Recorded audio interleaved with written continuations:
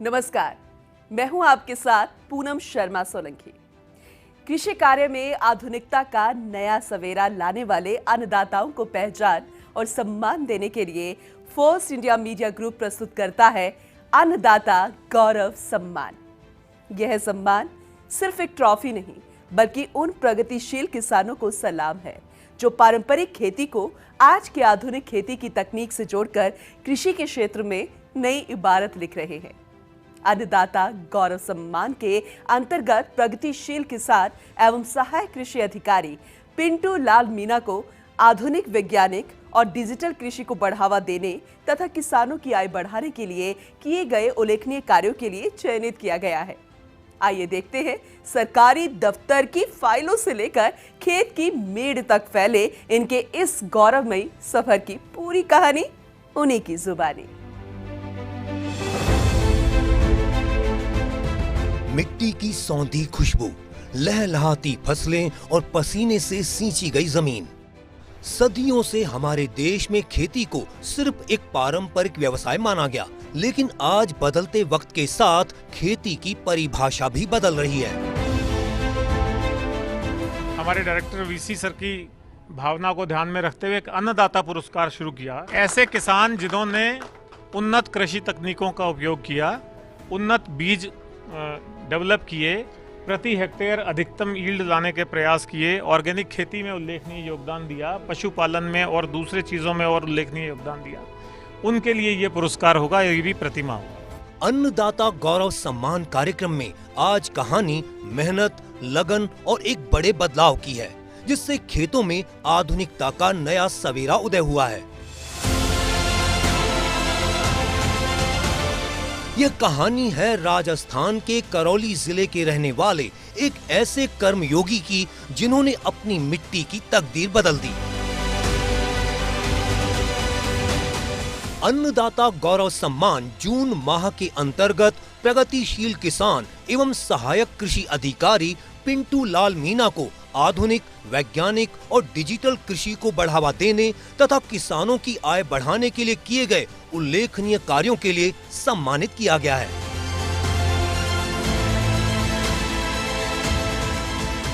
अन्नदाता गौरव सम्मान एक बहुत बड़ा सम्मान है और उसकी जैसे ही मुझे ये चीज़ें मालूम चली तो एक्चुअली मुझे जो सम्मान का पहले तो कॉल आया तो फिर उस टाइम के मेरे को कहा कि शायद सर आपको अन्नदाता गौरव सम्मान के लिए चुना गया है। मेरे को बड़ा अच्छा लगा। मुझे ये मैंने जब ट्राई किया, जैसे ही उससे ज़्यादा मुझे जो खुशी देने वाला पल था वो ये था कि फर्स्ट इंडिया ने उसका एक न्यूज़ जो चली थी उस पर बहुत सारे दोस्तों ने मुझे कमेंट्स किए, टैग करके सोशल मीडिया पे उस पर मुझे बार बार वहाँ से मैसेजेस मिले, डिपार्टमेंट की तरफ से बधाइयाँ मिलने चालू हुई और सब जगह से एक चारों तरफ एक माहौल ऐसा था।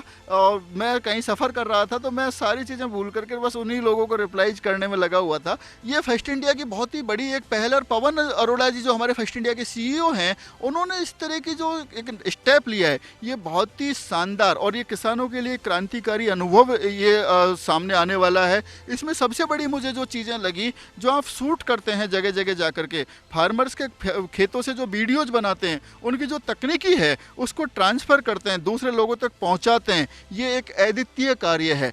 अवार्ड्स देना एक अलग चीज़ होती है, अवार्ड्स आप गए जा करके दे दिया, लेकिन आपकी टेक्नोलॉजी को पहुंचाना, ये जो पवन अरोड़ा जी ने ये काम किया है ये एकदम क्रांतिकारी कदम है कि आप वहाँ पे जा करके उसका जा करके शॉट्स ले रहे हैं, उसके वीडियोज बना करके आपके खेत में कौन सा किसान क्या टेक्नोलॉजी अपना रहा है, उस किसान की टेक्नोलॉजी को लाखों किसानों तक जो पहुँचाने का काम किया है, इसके लिए निश्चित रूप से फर्स्ट इंडिया के सीईओ पवन अरोड़ा जी को हम धन्यवाद ज्ञापित करते हैं और इस पहल के लिए बहुत बहुत उनका आभार भी व्यक्त करते हैं कि आपकी बदौलत ना जाने कितने लाखों करोड़ों किसानों की किस्मत बदलने का आपने जो प्रयास किया है ये काबिल तारीफ कार्य है। फर्स्ट इंडिया न्यूज के अन्नदाता गौरव सम्मान से सम्मानित सहायक कृषि अधिकारी पिंटू लाल मीणा की सफलता की यह कहानी बेहद खास है। आज पिंटू लाल मीणा की पहचान एक ऐसे आधुनिक अन्नदाता के रूप में है जिन्होंने सदियों से चली आ रही पारंपरिक खेती की रीत से हटकर डिजिटल तकनीक को अपनाया। आज जब देश का युवा खेती से दूर भाग रहा है, तब इन्होंने यह साबित कर दिखाया कि अगर सही सोच और सही तकनीक का मेल हो तो मिट्टी से भी सोना उगाया जा सकता है। देखो, ये खेतीबाड़ी तो क्या है, एक तरह से हमारा एक पैतृक काम रहा है। पिताजी ने खेती की है, दादाजी खेती करते रहे। हमारी पहली जनरेशन है जो हम खेती के साथ साथ जॉब में भी हैं और दोनों चीज़ों को सामंजस्य के साथ कर रहे हैं। जो पढ़ाई की है वो भी एग्रीकल्चर से बीएससी किया, एमएससी किया, नेट किया, और उसके बाद कि कैसे अपना मिट्टी की जांच करवाना वो करवाएं। पानी की बचत के लिए ड्रिप सिस्टम, फवारा सिस्टम, रेनगन सिस्टम है, उनको अपन यूज करवाएं। पाइपलाइंस का आप यूज करें, जिससे कि क्योंकि पहले जो खेती चल रही थी वो हम लोग धोरों में पानी देते थे। धोरे में पानी देने से ये होता था कि हमारा बहुत ज़्यादा सीफेज हो जाता था, पानी बहुत ज़्यादा जगह जगह पानी फूटने की वजह से खेत में वो पानी नहीं पहुंचता था, उसकी जो दक्षता थी वो काफ़ी कम थी। लेकिन जैसे ही हम लोगों ने एग्रीकल्चर में पाइपलाइन की योजना है उसको हम लोगों ने लिया, पाइपलाइन के बाद अब फवारा सिस्टम है, ड्रिप है, रेनगन है, उसके बाद आज लगभग जो हमारी पानी की दक्षता है वो प्रॉपर यूटिलाइज हो रहा है, उसको हम लोगों ने खेतों में इम्प्लीमेंट किया। साथ ही साथ एग्रीकल्चर में एक्स्ट्रा करिकुलम एक्टिविटीज़ में, जैसे कि हम लोग अभी तक नॉर्मल क्रॉप्स कर रहे थे, लेकिन इसके बाद हम लोग वेजिटेबल्स की तरफ मूव किए, वेजिटेबल क्रॉप करने लगे, और आजकल हमारी जो सब्जियां हैं, दूसरी जो फसलें हैं, वो अच्छा उससे भी अच्छा एक मार्केट का मुनाफा आ जाता है। तो ये सब चीज़ें हम लोगों ने बाई बर्थ किया, और एग्रीकल्चर में जो रुझान है वो एक तरह से कह सकते हैं कि जन्मजात है। अब हम बात करते हैं प्रोटेक्टेड कल्टीवेशन की, यानी कि संरक्षित खेती। इस पे गवर्नमेंट की सब्सिडी भी बहुत अच्छी आपको मिलती है, किसानों को बढ़ावा देने के लिए चलाया गया है। इससे सबसे बड़ा जो फ़ायदा है, आप ऑफ सीजन में वेजिटेबल्स उगा सकते हैं। जब बाज़ार में सब्जियां ख़त्म हो जाती हैं तब आपकी मार्केट में सब्जी आती है। लो टनल से आप इस काम को कर सकते हैं, ग्रीन हाउस लगा सकते हैं, शेड नेट हाउस लगा सकते हैं। तो इससे क्या होगा कि आपको ऑफ सीजन में भी बाज़ार में बहुत अच्छी कीमत अपनी सब्जियों की मिलती हैं, और उसकी बदौलत किसान परंपरागत खेती की तुलना में लगभग 5 से 10 गुना तक बेनिफिट आराम से कमा ले सकता है। पूरा युग, क्रांतिकारी युग जो चल रहा है वो डिजिटलाइजेशन का चल रहा है। आज आप अपने घर पे बैठे हुए पूरे देश की, पूरे वर्ल्ड की खेती को देख सकते हैं कि किस देश में कौन सी तकनीकी अच्छी काम कर रही है, किस देश में कौन सी विधि से यूज किया जा रहा है। तो जो डिजिटल एग्रीकल्चर है, ग्लोबलाइजेशन की आज का जो टाइम है, इसमें आप ओवरऑल और वर्ल्ड की चीज़ों को आप देख सकते हैं। बहुत सारी तकनीकी हम लोग देखते रहते हैं, सीखते रहते हैं, और उसके बाद में खुद के खेतों पर उसको इम्प्लीमेंट करते हैं। खुद के खेतों पर इम्प्लीमेंट करने के बाद जो दूसरे किसान हैं उनके खेतों पर उनको प्रैक्टिकल के रूप में हम लोग करवाने का प्रयास करते हैं, और काफ़ी सारे किसान उसको प्रैक्टिकली करके अपनी खेती से अपनी आमदनी बढ़ा रहे हैं, अपनी आजीविका सुधार रहे हैं, और बहुत अच्छा मुनाफा वहाँ से ले रहे हैं। बहुत ही शानदार, बहुत ही रोमांचित मेरा सफ़र है, जिसमें पूरा यदि मैं बात करूं कि इसका अपना सारा की सारा श्रेय यदि मैं देना चाहूं तो वो पूरी फैमिली की तरफ जाता है, क्योंकि मैं एक खेती किसानी परिवार से आता हूं, और हम लोगों ने खेती किसानी को बचपन से किया है। हम इन्हीं खेतों में पले बढ़े हैं, इन्हीं खेतों के मेड़ पे हम लोग खेले हैं, यहीं पे रहे हैं। और उसके बाद जब हमने देखा कि एग्रीकल्चर में अपना एक कैरियर बनाया जा सकता है, अभी वर्तमान में सहायक कृषि अधिकारी के पद पर कार्यरत हूँ। अलग अलग फील्ड में जाकर के किसानों को नॉलेज देने का काम करते हैं। हमारा सोशल मीडिया के माध्यम से भी फार्मर्स को व्हाट्सएप ग्रुप, फेसबुक ग्रुप, अलग अलग ग्रुपों के माध्यम से गाँवों के किसानों के ग्रुप बना रखे हैं। उसमें अलग अलग जगह की जो अच्छी सक्सेस स्टोरीज हैं, अच्छे वीडियोज हैं, उनको हम वहाँ पर डालते हैं, और उनको देख करके किसान धीरे धीरे मोटिवेट होता हुआ उनसे सीखते हैं और अपनी इनकम को बढ़ाने का काम करते हैं। मैं एक दिन जा रहा था कहीं फील्ड में, और फील्ड में जा रहा था तो एक बाबा, जो शायद मुझे लगता है लगभग 85 समथिंग एज उनकी रही होगी, वो एक पेड़ के नीचे लेटे हुए थे और उनके खेत की रखवाली कर रहे थे। तो मैं अचानक रुका और उनके पास चला गया। मैंने उनसे पूछा, मैंने बाबा आप क्या कर रहे हो? कि यार मैं इस खेत पे रहता हूँ और इसका कारण ये है कि यहाँ जानवरों का बहुत नुकसान है। तो मैंने उनको कहा, मैंने आप हमारी जो तारबंदी योजना है उसका लाभ क्यों नहीं ले लेते? तो उनको उसको बताया कैसे करना है, क्या करना है, और उनका वहाँ खड़े रह करके हमने सारे काम करवाए। खड़े रहने के बाद में जब स्थिति ये थी, ज़्यादा एज थी, बहुत सी बार उनके कुछ बोर्ड वगैरह बनने हैं, वो नहीं जा पा रहे हैं मार्केट, तो हम खुद बनवा करके वहाँ लगा के आए। और लगभग ये बात कंप्लीट होने के बाद मैं उस चीज़ को पूरी तरह से एकदम भूल गया था कि अब ठीक है, अपना जो एक रूटीन वर्क था, अपना एक फ़र्ज़ समझ के, क्योंकि किसान फैमिली से आता हूँ, तो उस फ़र्ज़ को समझ के मैंने किया। लेकिन जब वो ऑफिस में आए ऑफिस में आकर के मेरे जो ऑफिसर्स हैं उनसे पूछा कि ये कोई पिंटू मीणा जी हैं साहब आपके यहाँ पे, वो कहाँ हैं, मुझे उनसे मिलना है। तो काफ़ी ज़्यादा एज होने की वजह से उनको ऑफिसर्स ने बड़े प्यार से बिठा के रखा और उन्होंने जब मेरे को बुलाया तब वहाँ कहा उन्होंने कि साहब इस व्यक्ति की वजह से मेरा आज फार्मिंग में, खेती में बहुत बड़ा फ़ायदा हुआ है, बहुत नुकसान जो हो रहा था वो रुक गया है। तब उन्होंने पूछा कि आपको इन्होंने क्या बताया, और कि मतलब हम लोग उनसे ऐसे डिस्कस कर रहे थे कि भाई मेरा तो कोई नहीं था, मैंने एक मेरा अपना फ़र्ज़ निभाया। तब उन्होंने वहाँ पे एक ऑफिसर्स के सामने जो बात की थी, जो हमारे असिस्टेंट डायरेक्टर हैं उनके सामने बात की थी कि सर जिस तरह से हनुमान जी के सीने में भगवान राम जी बसते हैं, यदि मेरे सीने में देखा जाए तो पिंटू लाल मीणा बसता है। शायद मेरा वो बेस्ट मोमेंट था और वो वीडियो भी था, वो वीडियो भी उसको बनाया गया, वो वहाँ पे जो दूसरे ऑफिसर्स थे उन्होंने वीडियो रिकॉर्ड कर लिया था। और उस वीडियो को मैं जब भी देखता हूँ मुझे लगता है कि शायद एग्रीकल्चर सेक्टर में मेरा जो उद्देश्य था, जिस उद्देश्य से मैं यहाँ पे आया हूँ, उसमें मैं सफल हो गया हूँ। और ऐसे सैकड़ों किसान हैं, आज जहाँ जाता हूँ वहाँ मुझे इस तरह के बहुत सारे किसान मिलते हैं जो ये कहते हैं कि निश्चित रूप से आप लोगों ने काम किया। तब मुझे फील होता है कि मैं शायद इसी फील्ड के लिए था और मैंने जो अपना प्रयास किया वो कहीं ना कहीं उसमें सफल भी हो रहा हूँ।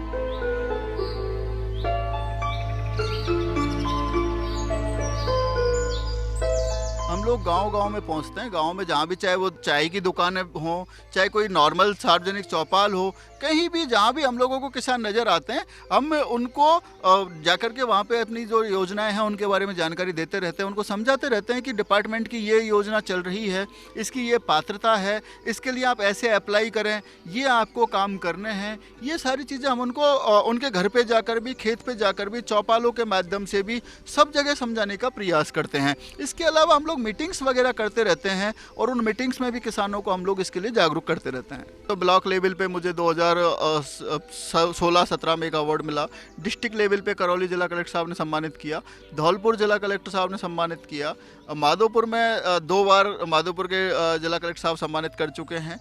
इसके अलावा हमारे एग्रीकल्चर कमिश्नर साहब ने मुझे सम्मानित किया था। उसके बाद में वहाँ से जब हम लोग आगे चल के यदि बात करें तो दिल्ली के उपराज्यपाल साहब ने मुझे सम्मानित किया। उत्तर प्रदेश के कृषि मंत्री जी कई बार मुझे वहाँ बुला करके, उनके लखनऊ में उत्तर प्रदेश में बुला करके वहाँ भी मुझे कई बार सम्मानित किया और उन्होंने एक डीओ लेटर भी बना करके दिया था। 26 जनवरी 2026 को यहाँ पे राज्य स्तर पर माननीय राज्यपाल महोदय ने भी मुझे सम्मानित किया है।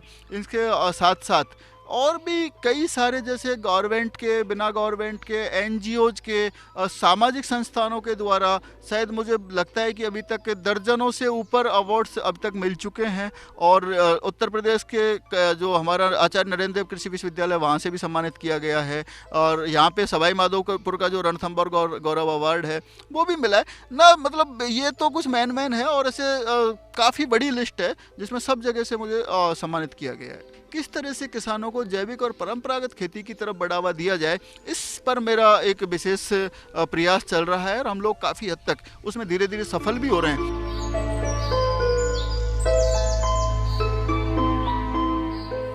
फिलहाल वक्त हो चुका है एक छोटे से ब्रेक का, लौटेंगे एक छोटे से ब्रेक के बाद।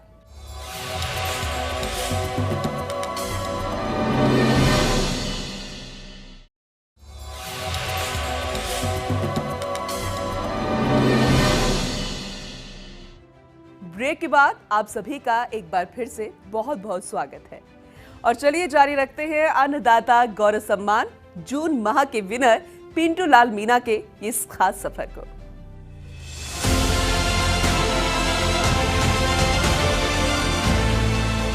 पिंटू लाल मीणा किसानों को डिजिटल और वैज्ञानिक खेती से जोड़ने के लिए निरंतर कार्य कर रहे हैं। वे किसानों को उन्नत बीज, जैविक खेती, ड्रिप सिंचाई, फसल विविधीकरण और आधुनिक कृषि तकनीकों को अपनाने के लिए प्रेरित करते हैं, जिससे उत्पादन बढ़ाने और लागत कम करने में सहायता मिलती है। उनका उद्देश्य किसानों को बदलते समय के अनुरूप वैज्ञानिक खेती से जोड़ना है।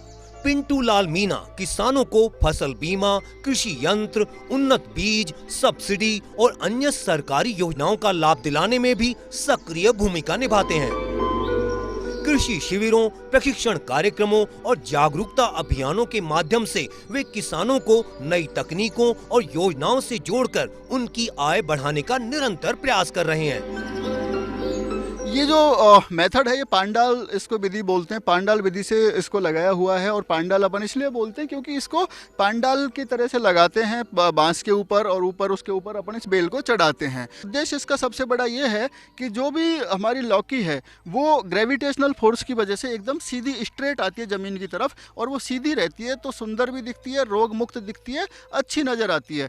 ज़मीन पर यदि अपन लौकी जब हमारी रहती है तो उस पर हीट की वजह से, गर्मी की वजह से, और उसमें जो सूक्ष्म मृदा के अंदर पाए जाने वाले जो कीट हैं वो उस फल को प्रभावित कर देते हैं, और उसमें रोग बीमारी ज़्यादा लगती है। साथ ही उसकी साइज भी टेढ़ी मेढ़ी हो जाती है, उसका जो शेप है वो प्रॉपर नहीं आता है। इस वजह से ये जो ट्रेडिशनल मेथड है उसकी तुलना में काफ़ी अच्छी है। तो इसमें ये चीज़ें देखने को मिली हैं कि इसका प्रोडक्शन लगभग 1.25 से 1.5 गुना ज़्यादा मिलता है। इसका जो बाजार भाव है सामान्य जो विधि है उसकी तुलना में जब लगाते हैं उससे 2-4 रुपये किलो ज़्यादा मिलता है। लगभग उससे जो मार्केट रेट है वो 30% से 50% तक ज़्यादा देखी गई है सामान्य लौकी की तुलना में। बाजार में इसकी बहुत अच्छी मांग की जाती है। बायर हैं, खरीदने वाले हैं, वो भी डायरेक्टली कांटेक्ट करके, फार्मर्स के यहाँ से डायरेक्ट कांटेक्ट करके भी खरीदने के प्रयास करते रहते हैं। और इस वजह से जब ये पहले छोटे स्तर पे प्रैक्टिकल के रूप में किया गया था, अब जैसे जैसे सफल इसमें हुए हैं, जैसे जैसे सफलता मिली है, तो ये जो तलावड़ा का क्षेत्र है, हमारा पूरा तहसील,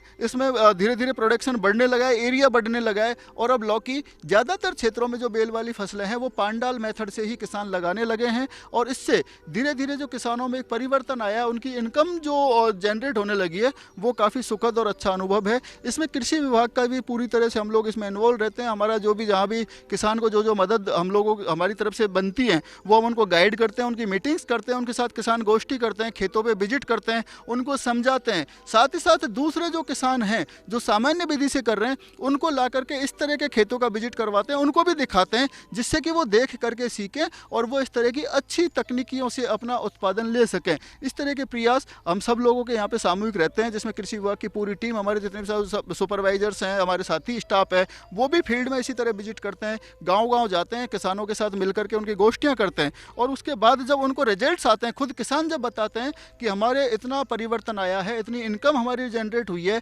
उसके बाद धीरे धीरे क्षेत्रफल बढ़ता हुआ गया है। और अब ये जो बेल्ट है ये सब्जियों के लिए बहुत ही अच्छा और बहुत ही उपयुक्त बेल्ट है। यहाँ पे लगातार सब्जियों का जो एरिया है वो बढ़ता जा रहा है।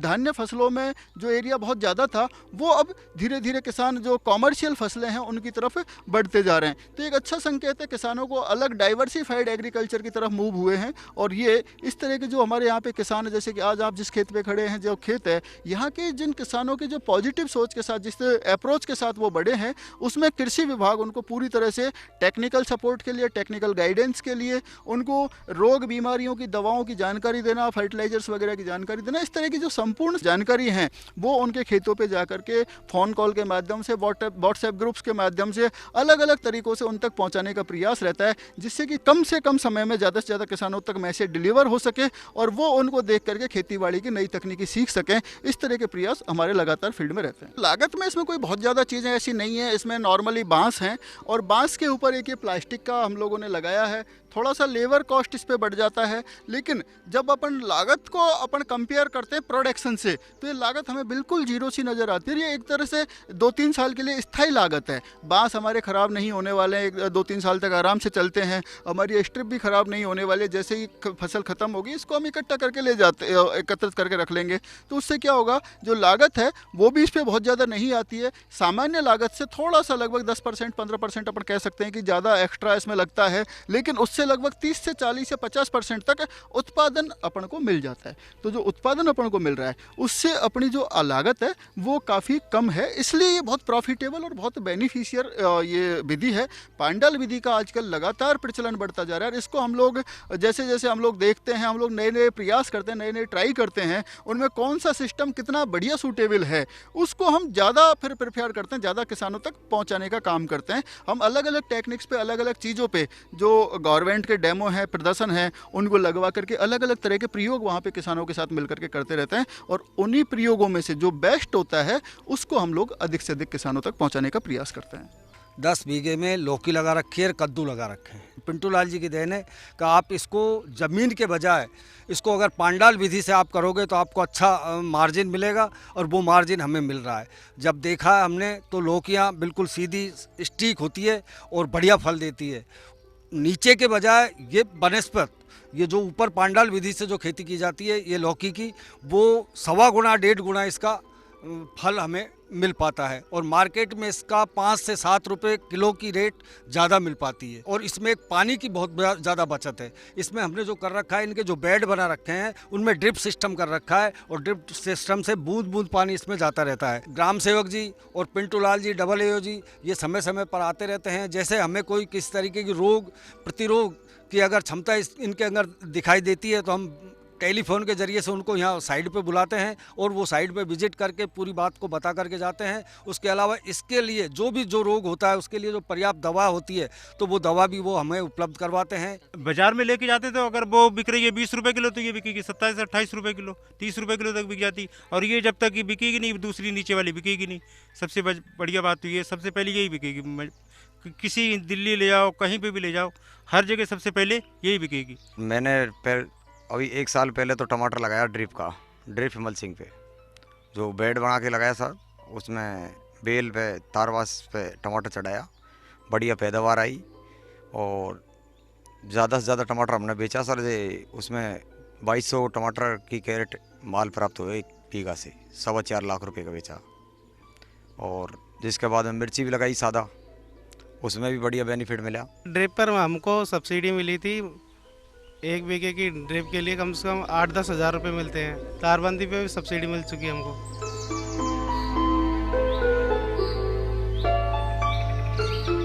किसान एवं सहायक कृषि अधिकारी पिंटू लाल मीणा किसानों को मछली पालन के जरिए भी इनकम को बढ़ाने के लिए प्रेरित करते हैं, जिसके लिए पिंटू लाल मीणा किसानों को सरकारी योजनाओं और सब्सिडी का लाभ दिलवाने की पूरी भूमिका निभाते हैं। ये एक कृषि विभाग की बहुत अच्छी पहल है कि इसमें हम लोग खेत तलाई, हमारे यहाँ पे एक स्कीम चल रही है जिसमें किसानों को 1,35,000 रुपये, जो लघु सीमांत किसान है, छोटे किसान हैं, उनको प्लास्टिक सीट पर देते हैं। और प्लास्टिक सीट इसलिए ज़रूरी हो जाती है कि रेतीली मिट्टी में पानी नहीं रुकता है। पानी नहीं रुकने के लिए प्लास्टिक पॉलीथीन हम लगवाते हैं। और इसके बाद कृषि विभाग ने पिछले कुछ दिनों में ये किया कि हमारा जो टारगेट है वो है किसान की इनकम जनरेट करना, उसकी इनकम को बढ़ाना। तो हम लोगों ने ये तय किया डिपार्टमेंट के गाइडेंस के अकॉर्डिंग कि आप इसमें मछली पालन का कार्य भी करवा सकते हैं। रामदयाल जी ने इसमें मछली पालन किया। उनको मछली से संबंधित जहाँ भी कोई ज़रूरत पड़ती है वहाँ पूरा गाइडेंस हम लोगों का रहता है। मत्स्य विभाग के लोगों से हम टाई अप करते हैं। इसके अलावा आने वाले जो टाइम में हमारा इसी जगह पे एक प्रोजेक्ट ये लेकर के चल रहे हैं कि हम इसमें बतख पालन भी करवाएंगे। बतख पालन से यहाँ पे इसमें ऑक्सीजन जनरेट होती रहती है, उससे मछलियों के लिए अच्छा रहता है और वो प्रोडक्शन भी ज़्यादा आएगा। साथ ही साथ ये जो मछली का पानी है, जैसे इसमें बीट वगैरह मछली करती है तो उसमें बीट में पोषक तत्व होते हैं और जो पोषक तत्व है उसके बाद इस पानी को जब सिंचाई में काम लेते हैं तो ये फर्टिलाइजर्स की मात्रा को काफ़ी हद तक रिड्यूस कर देती है। बहुत कम मात्रा में इसमें फर्टिलाइजर डालना पड़ता है, काफ़ी अच्छा प्रोडक्शन किसानों को मिल जाता है। एग्रीकल्चर, फिशरीज प्लस बतख पालन आने वाले टाइम में ये कॉन्सेप्ट किसानों को पर डे आमदनी देने वाला साबित होगा। अभी मछली पालन में आप देख रहे हैं कि जैसे रामदयाल जी का है, इसमें 16,000 मछलियों के बीज डलवाए गए थे, जिसमें से लगभग 12 से 13,000 अभी तक जीवित इसमें हम लोग कैलकुलेट करके चल रहे हैं और आने वाले 15-20 दिन के बाद में इसमें से सेल आउट होना चालू हो जाएगा। तो इन सारे चीज़ों को मिला करके इंटीग्रेटेड फार्मिंग सिस्टम पर हम लोग कॉन्सेप्ट पे काम कर रहे हैं और काफ़ी हद तक उसमें सफलता भी मिली है। जैसे सुबह शाम दाना डालते हैं 2 टाइम दिन में, और जैसे पानी है तो पानी को महीने में 2 बार इसको निकाल के खेती में देते हैं, उससे खेती भी अच्छा पैदावार देती है। और फिर ट्यूबवेल से दोबारा दूसरा पानी डालते हैं इसमें। पिंटू लाल जी का सर बहुत अच्छा सहयोग रहा है शुरू से और अब तक। इन्होंने जो पूरी सलाह दी है, ये बीच बीच में आते हैं, महीने में 2-3 बार इनके माध्यम से सब्सिडी भी मिली है। 1,30,35,000 रुपये मिल गए मेरे को, तो उससे मेरे को बहुत फ़ायदा हुआ है।